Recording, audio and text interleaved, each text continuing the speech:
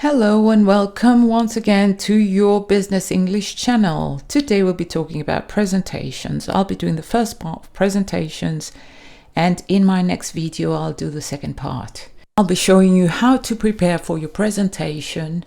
We'll look at useful phrases for opening, closing, the main part, the do's and don'ts, etc. So first of all, preparation. How do you want to prepare for your presentation? Number one, you want to find out about the audience. The audience is the people you'll be presenting to. Find out about the venue and facilities. Venue means the place, and facilities, anything about the place, the equipment that will be provided there. Number three, plan the content and the structure. The content, what you'll be talking about and how you'll organize it.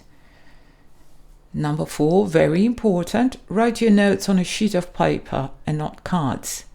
If you present on cards and for whatever reason you get nervous and drop them and pick them up and have them in the wrong order, it could totally disorganize your presentation. Number five, try to memorize the first 5 sentences of your talk. Why? You want to sound confident, powerful, and strong when you start your presentation. So you could memorize the first 5 sentences and start off strong and fluent. Number 6, prepare your visual aids, your pictures and diagrams beforehand. Those could be very catchy. And last but not least, number 7, rehearse, rehearse, rehearse. I cannot say this enough. You want to rehearse your presentation a few times before the actual presentation. So you could get someone who lives with you or in front of a mirror, but just rehearse your presentation to get you to feel more confident. Now the opening. Here you can see some good useful phrases which you can memorize. So, good morning everyone. I'd like to welcome you to. Let me introduce myself. I am your name, and I am your position of, and here you can name your department. Then here you want to give your purpose of your presentation.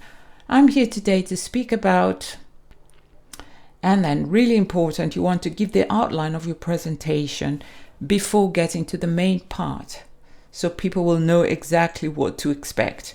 And then stick to this outline. So you could use these phrases. I'll be talking about, I'll begin with, after that, then I'll move on to, and finally, or last but not least, and then they will have a clear picture of what's happening. You should point out that you'll be taking questions at the end. This is really, really important. You don't want questions right through in the middle of your presentation. Why? Because this could digress you. You could have questions come up that have nothing to do with the presentations, and those could distract you and take your time. And to make your opening effective, you could use these last 3 points. You could talk about an interesting fact, you could talk about a problem, or you could even tell an anecdote. Bill Gates is very good at this. He normally starts off with a good story or a personal anecdote. So you could use any of these. That would make your opening really effective and catch their attention.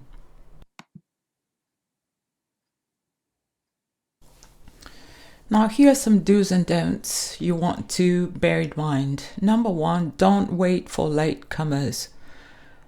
If some people are there on time, you want to start on time, just to respect these people who are already there. Number 2, plan how long you'll spend on each point and stick to your timings. Really important. Remember, people may have other things to do and a tight schedule. They may have meetings after your presentations.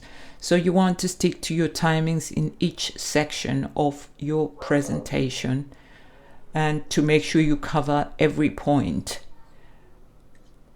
Number 3, don't labor a particular point. Now, labor here means to spend too much time on one point Why? Because these could interfere with the timings you had actually planned.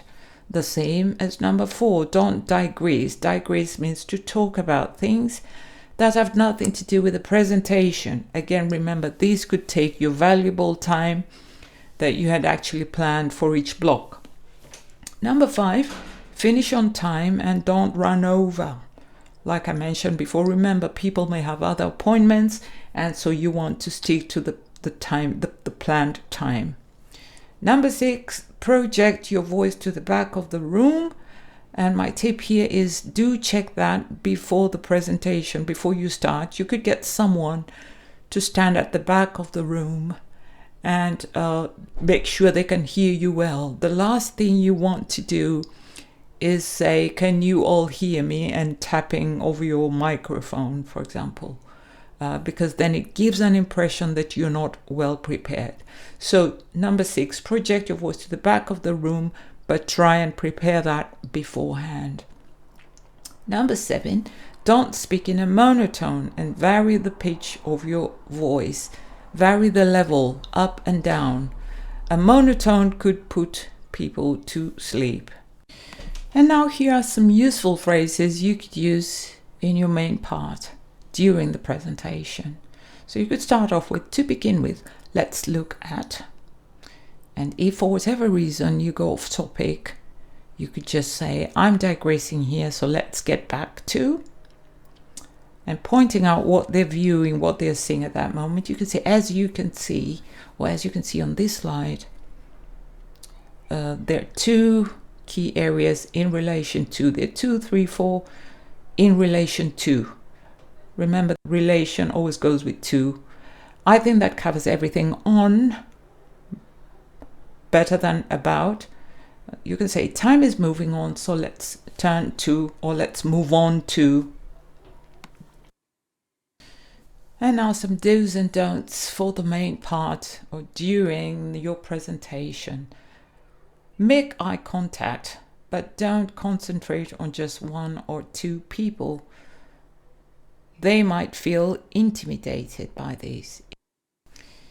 If you're shy, you could look somewhere just above their hairline, somewhere just above their eyes, but never directly into their eyes. Remember, people may feel intimidated if you look directly into their eyes. But if you can look into their eyes, make sure you don't concentrate on just 1 or 2 people. Try and look around the room. Okay? Face the audience at all times. Make sure, even if you have slides behind you, you want to stand in a position somewhere in between the 2, but never give the back to them. Okay, you could use a smile, but not too much, especially if it's a serious topic. You don't want to look like you're laughing for whatever reason, but a smile always looks warm, so you can smile, but obviously not too much. Use gesture, that means hand movements, to emphasize key points. Try not to move around too much. Stay more or less in one place. A lot of walking around can really distract the people you're trying to address to. Avoid mannerisms. What are mannerisms? These are ways of moving or doing things you repeatedly do without realizing. So we all do have some mannerisms, and try and avoid them. Again, remember, if you practice, if you rehearse your presentation, you can see what mannerisms come up if you're standing in front of your mirror. So you can work on that before your main presentation. Now, this is all from this first part of presentations. In the second part of presentations, I'll be talking about closing presentations, how to deal with questions. And if you've already subscribed, make sure to click on the bell down there, and so you'll be notified when the video is out. And now the idiom of the day is on the ball, which means to be alert or attentive. For example, if I had been on the ball, I would have asked when he called me. So I wasn't alert, I wasn't attentive, I wasn't on the ball. Quote of the day. He who learns but does not think is lost. He who thinks but does not learn is in great danger. By Confucius. And that's all for today, dear friends. Thank you for watching. And if you like this video, please give it a thumbs up. Send me your comments below and make sure to subscribe so you won't miss out on any of the upcoming videos. See you in my next video. Bye.